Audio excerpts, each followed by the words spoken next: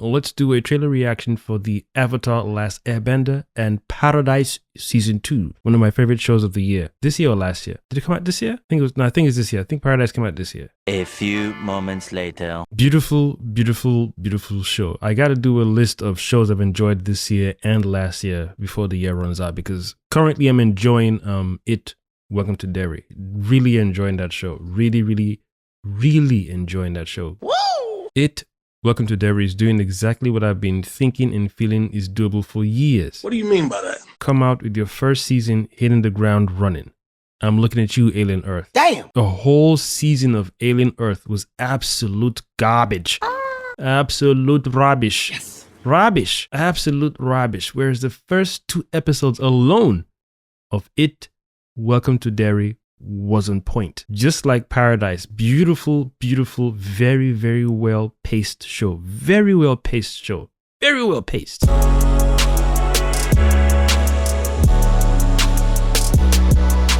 Now that I'm done gushing over Paradise, let's see what the Avatar Last Airbender teaser has in store for us. Teaser for season 2. It better be good. I assume they're going to introduce Toph, right? I assume. I could be wrong. Let's proceed, shall we? Everything is vibrating. All around us. The world is turning. There is a secret life beneath us.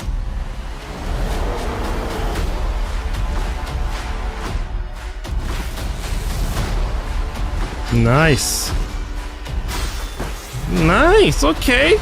We're all connected through the earth.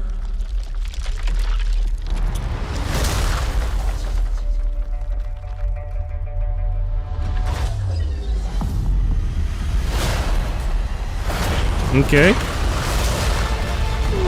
Okay.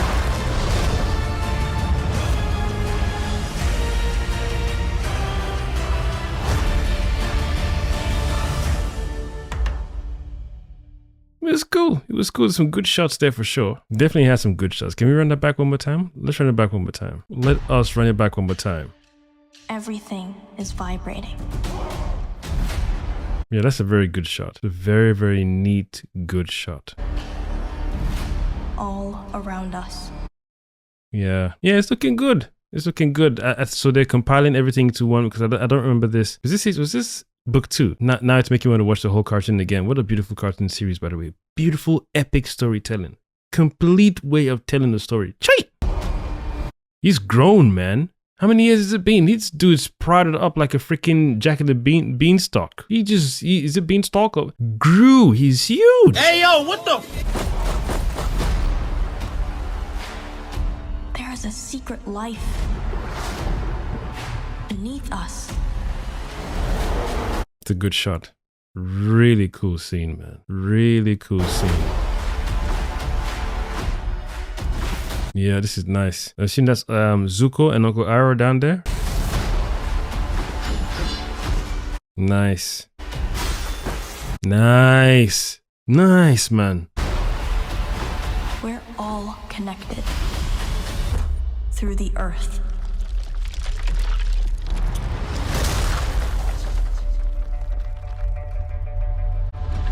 I like this. This is cool. Cool.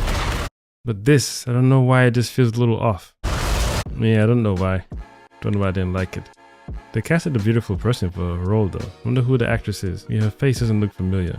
Google is my best friend. And they casted a very beautiful actress for a role. Well done. Yeah, it looks cool. For a teaser, it looks cool. Just hope the acting is much better than it was in season 1. Didn't mind it. Didn't mind the acting. But this is Avatar The Last Airbender. It's one of those cartoons where you hear they're gonna do a live action rendition of it. You worry because it's like it's similar to Lord of the Rings, Harry Potter, because it's so dear to everyone's heart and everyone is taking in the characters in their own personal way. So when you hear there's a live action rendition of the thing, people are going to be...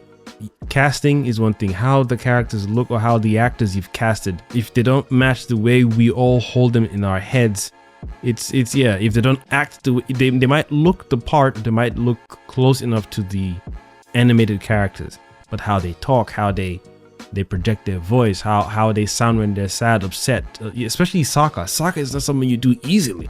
Sokka is a very, very, very, very difficult character to pull off live action.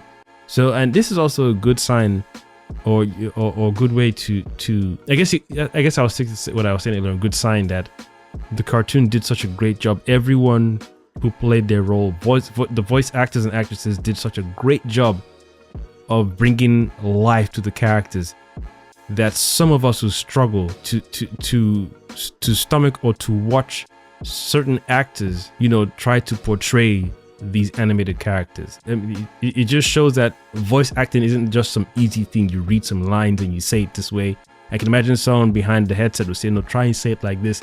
Voice acting, as much as I've seen behind the scene videos of certain voice actors. You can spend half a day or half a session just saying a particular line over and over again in this particular way, the way the director or the directors want you to say it, and you might sometimes get tired of that. Sometimes. So shout out and kudos to all the voice actors of the and voice actresses of the Avatar Last Airbender cartoon, because dude, it just shows you how much work they put into that series, how much love, how much effort, time, pain, discipline, care, the list goes on. So when you hear they're doing a live action, just like they're doing a live action for God of War, I'm like, dude, who are you casting for Kratos in the first place? Are we getting Atreus? Is this before he became God of War story, or is it picking up where we first knew Kratos as the original Kratos, or are you doing the reboot, refresh Kratos? There's so many questions we have to ask, and if the person you've casted doesn't look the part, or at least doesn't sound the part, and then how are they going to move? How are you going to do the magic? How are you going to do the fight scenes? Dude, it's a lot that goes into it, man. There's also the question to ask, do we need a live action rendition of any cartoon or beloved cartoon? Do we need it? That's a good question. Like those of us who are deep fans of this cartoon, in your own personal, your alone time, do you think to yourself, oh, this cartoon is so dope, it'd be cool if they did a live action rendition? Like if studios were braver then, once the cartoon was done, do you think in an alternate timeline, would you have been satisfied if they brought every voice actor and actress back from the original animated series, let's say a year or a year and a half after it released and it was completed, after the final season dropped? I'll say a year then. Would you have been okay with the studio saying they've decided to do a live action rendition of the show with every voice actor and actress? Would you have been okay with that?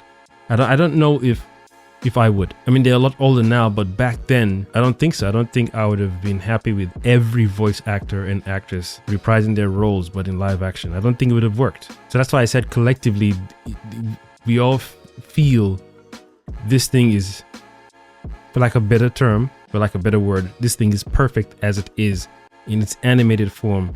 Don't tamper with it. Even to do a game is doable, but you struggle unless you do a game in the Avatar story world without having to include Aang, or you include an older Aang. You don't have to do the game. You see, as much as I love the animated series, I don't think I want a game of it. If you said you were doing a game like God of War, but for Korra, I would play it. If you said you were doing a game like God of War, the new God of War, and it's in the Avatar universe, but of a different avatar, and we're learning two elements. You start off with two elements, but you're learning to enhance or absorb the other two elements. And yeah, I think I'll dig that. I'll play that for sure. But yeah, it's not an easy feat to just sit down and say I want to do a live action rendition of a beloved cartoon. And I give the studio kudos. I give the actors and actresses involved in this live action rendition of the cartoon kudos as well, because I can imagine there's some people who know how beloved the cartoon is or a story is, and they've been casted for the role, or they're being eyed for a particular role in said popular show. I can imagine some actors or actresses who say, you know what, I'm okay with it. I appreciate y'all looking at me, but nah. It feels like it's going to be a lot of stress and hassle and trying to do, trying to live up to the fans' expectations. Yeah, so I can see some people saying it smells like stress. good opportunity. Awesome. Thank you for calling me out, or thank you for reaching out to me. Thank you for emailing me. Thank you for even having me in your mind. But this is a franchise I don't want to tamper with, or this is an IP I don't want to mess up by mistake, thinking, well, doing my best that I can, and the best is still not appreciated by the fans who love it. And that's not even a shade to us at all, because I just feel sometimes certain things you just leave alone as is. I don't mind watching this. I don't have anything against this, as long as it's better than the previous season. But it looks good. It looks very, very good. Anyway, on to the next trailer, which is Paradise Season 2. Is that another teaser as well? I don't know. I think this one is another teaser as well. You guys with your 1 minute 30-second teasers, man.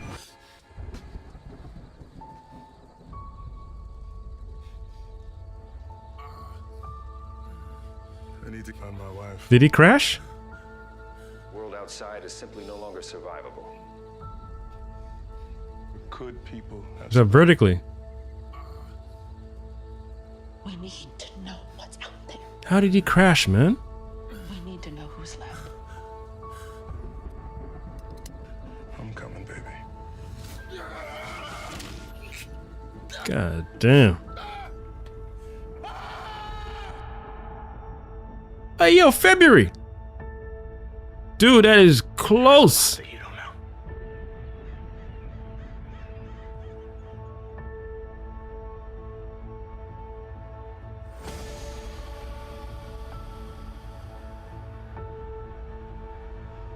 Can I tell you a secret? Something no one else knows.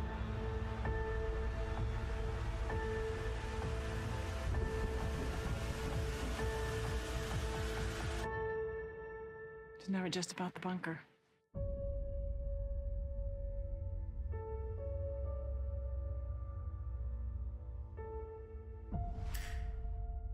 That is closer than I expected. I saw these guys dropping this thing in April, May, June, July.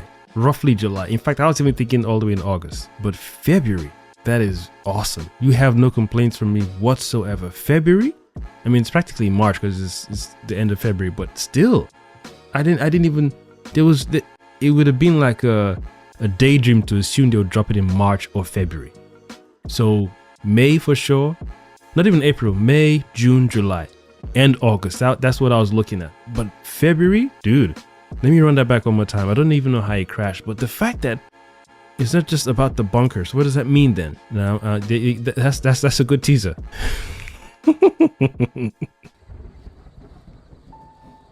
I don't know how he crashed, man. Did we get a shot of his wife and I didn't see it? The world outside is simply no longer survivable. Could people have survived? We need to know what's out there. We need to know who's left. And he crashed vertically backwards, downwards, not even nose down. It's a shame. He came out to go and look for his wife and now he's hurt and he came out solo.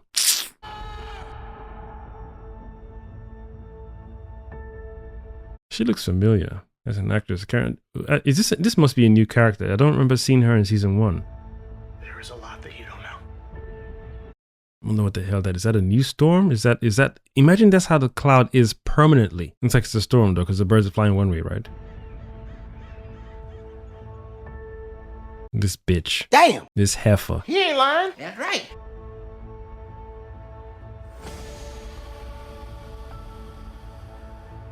Wonder where that is. New characters then. Can I tell you a secret? Old characters. Something no one else knows. So this is doing a flashback with the president then. And this is his friend, his partner. Is that his partner? Is this a flashback? How are they gonna do? That's very interesting to still do flashbacks of a character who's passed away. That's interesting. Very interesting.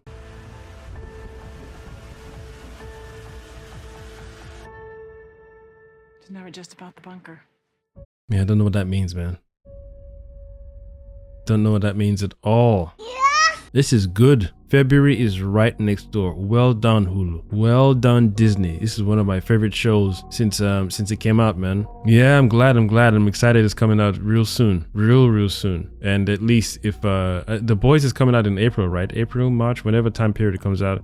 I feel I'm going to have more fun with this show than I will with The Boys, because The Boys last season and the previous season before the last season were just typical trope stuff. Yeah, the audience likes the gore and the nastiness and just incompetent, whatever. I just want that show to end, and I don't even care about any spin-offs unless they're done well. If the spin-offs are done well, like I've seen some screenshots for the character costumes and they look good if they're done very well, because it feels like it reminds me of the Watchmen movie costume and era and that time period.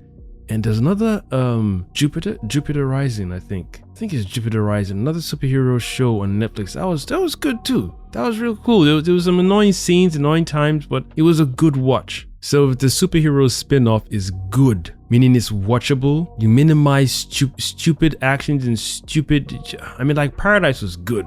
Even Severance was very, very good. Very good. Just, little stupid things here and there, but as long as your stupid character decisions isn't like on an all-time high and constant and repeated over and over again, we're good to go. Yeah, you can have one or two stupid characters that make stupid decisions, but don't focus heavily on it. When you focus heavily on it, you spoil the show, man. You spoil the seasoning. You spoil the marination of the show.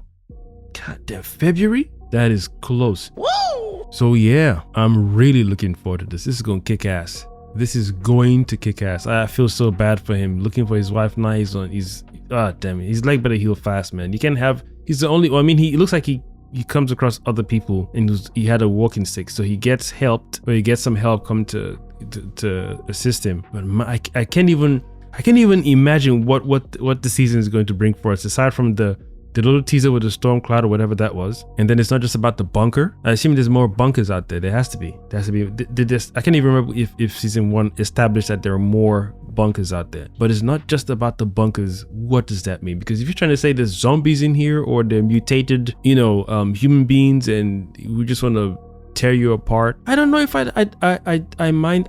Do I mind that? I don't think I mind that. I think I'm cool with it. I don't mind. I don't think I mind, but I'm here. I'm just here to see I'm focused on him. I'm focused on our main character and finding his wife, and then obviously whatever happens around him and other survivors. And I can imagine they'll probably be like, wherever you are is worse off than we are. But how can that be though? How can it be that wherever they are up top is better than the bunker? The paradise. I don't think that's possible. I don't know how you can convince the audience that it looks dire here, but where you guys are downstairs is worse. I'd rather be up here than in that bunker. Nah.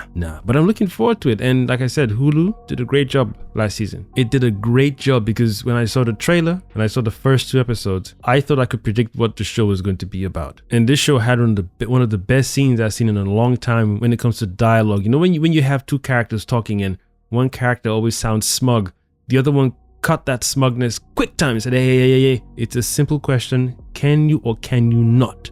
Remove all the fluff. And I'm going to talk about that at a later date. I'm going to clip that scene and we can have a good discussion, because it's one of those intelligent discussions I have with friends of mine, and sometimes with myself, where people are too used to a particular type of dialogue and type of thinking that it limits growth and progression. But that scene, I can't wait to clip it. That scene, I was like, finally, because you're met with this thing. There's no more, nah. Can you or can you not?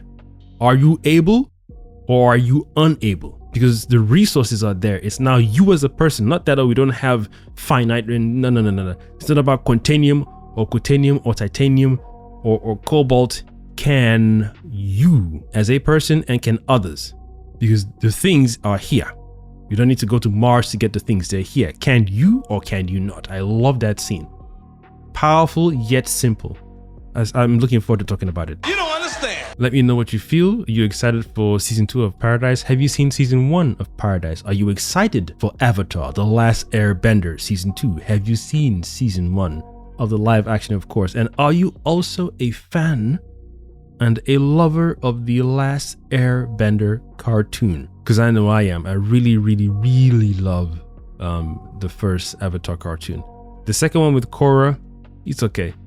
It's okay. It's alright, you know. It's alright. It's okay. It's no problem. It's okay. A few things annoyed me in that season. I was so confused how they went from Aang to Korra and made her so annoying. So annoying. And I know I'm not the only one. A lot of people didn't really like certain character decisions that they made. It's almost like the Stranger Things issue with the Duffer Brothers. Certain things they've done, certain decisions they've made were like, why would you do that? Why would it? I think it's one thing for us, the viewers, to have expectations, but it's another thing that when you're so used to a character based on how they've been written, when they change their ways, or when the writer changes their ways unnaturally, it's like, dude, why have you made the character we all fell in love with in one season? You've now made it to become a particular thing, or you're repeating tropes they should have grown out of, or healed out of, or healed from. Whereas with Korra, there was something, I'm like, dude, you've written this person too stubborn. There's stubbornness that you can heal from and grow from, or you can apply in your way of doing things. You can say that my stubbornness works when I'm around douchebags who want me to do things because they want to control me or tell me what to do. Like with the relationship between Korra and Tenzin, sometimes was so infuriating to watch. Especially someone who comes from a culture where you respect your elders. Elders that know what they're talking about, not elders who have a whole, head of gray, and because in the culture you respect the elders, they're just using respect to elders. No, you are embodying what an elder is, not because you're gray or you're older than me. You are embodying the divine and natural true essence of what it is to be an elder. And I can sense that from you as well. So it's easier to be able to listen to you. There might be a struggle here and there, but I can sense your patience, and I'm able to vibe with that and allow myself to let go of what I'm fighting with or what I'm struggling with, so you can help me as the elder or elders. Whereas Korra and Tenzin scenes, my God, jarring at times. You ain't lying. So you can imagine me coming from that culture and that background with that knowing in my head and in my heart. And then we're watching this character who we can see that Tenzin doesn't have any ill intention towards her, but it's just that unnecessary friction. Unnecessary. So certain aspects of Avatar Korra was very, very, very frustrating to watch. It's so much so I struggled to rewatch the whole series again from beginning to end. Whereas Avatar The Last Airbender, easy watch. An easy watch from beginning, middle to end. So one more time, let me know who's a Paradise fan, who's a Avatar The Last Airbender fan, who's an Avatar the Korra, Legend of Korra fan as well. And also, who else has seen Severance? Let me know who likes that show. I look forward to doing my top 10 or top 10 TV shows of this year and last year. Yes. Anyways, I have of course been your one and only Multipotentialite, Neurodivergent host, the Kosmic Jedi, signing out. Thank you for watching. Don't forget to like, share, and subscribe.